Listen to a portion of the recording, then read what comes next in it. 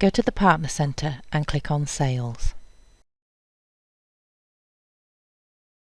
You have a choice to create a category-wide option or an item-wide option. So a category-wide option is if you are selling something in a whole category, let's pick drinks, and you want to have an option applied to every single item in that category. So this one is selling drinks in a can or a bottle, and you can see it's a category-wide option applied to the whole category of drinks. If you want an option to apply to an item in a category and not the others, then apply the item only option. So here we have wholemeal bread, which is sold in loaves, and then there's a BAP. The bread is offered as a sliced, there's an item option, thick or thin, but you don't want to have a roll sliced.